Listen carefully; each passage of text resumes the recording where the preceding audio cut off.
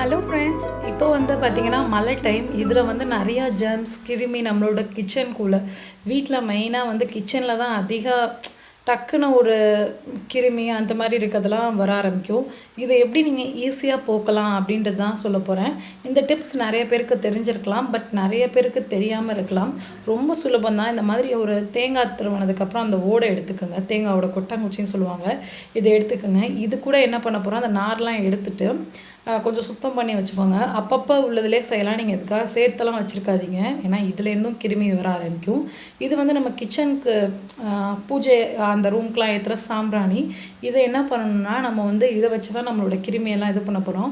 யூஸ்வலாக இந்த சாம்பிராணி புகையில் நிறைய கிருமி நாசினி இருக்குது. இதை வந்து என்ன பண்ணணும்னா ஏற்றிட்டு நம்மளோட கிச்சன் கேபினெட்ஸ் எங்கெங்கெல்லாம் நமக்கு வந்து கரப்பாம்பூச்சி இந்த மாதிரி நிறையா நமக்கு தெரியும்ல, நமக்கே தெரியாமல் இந்த பாத்திரத்தோட ஈரத்தால் தொடர்ந்து ஒரு பாத்திரத்தை கவுத்தி ஈரத்தில் வைக்கிற இடத்துலலாம் இந்த மாதிரி ஜெர்ம்ஸ்லாம் வர ஆரம்பிக்கும். அதனால் அதெல்லாம் ஃபஸ்ட்டு ஒரு நாள் எடுத்து தொடச்சிட்டு, ஸோ அதுக்கான வீடியோவும் நான் கூடிய சீக்கிரம் அப்லோட் பண்ணுறேன்.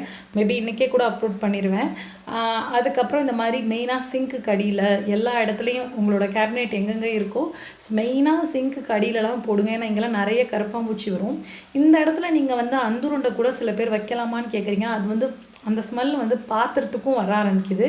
மேபி பாத்திரம் இல்லாத இடத்துல அந்துருண்டை வைக்கலாம், பட் இந்த மெத்தட் வந்து ரொம்ப எஃபெக்டிவாக இருக்கும். ஸோ எல்லாத்துக்குமே லைட்டாக இந்த மாதிரி புகை போடுற மாதிரி காமிங்க. யூஸ்வலாக இது சாமி ரூமில் தான் பண்ணுவோம். இது வந்து என்னோடய ஜாமான் இருக்க ரேக்லலாம் கூட நான் பண்ணி இது மாதிரி உங்களுக்கு பண்ணுறனால கிருமி நாசினி கிச்சன் வந்து நல்லா ஒரு ஜெர்ம்ஸ் ஃப்ரீ கிச்சனாக இருக்கும். இதை வந்து நீங்கள் 2 நாளைக்கு ஒரு தடவை கூட பண்ணலாம். ரொம்ப கஷ்டமான வேலை இல்லையா? ஸோ 2 நாளைக்கு நீங்கள் ஒரு தடவை கூட இந்த மாதிரி பண்ணலாம்.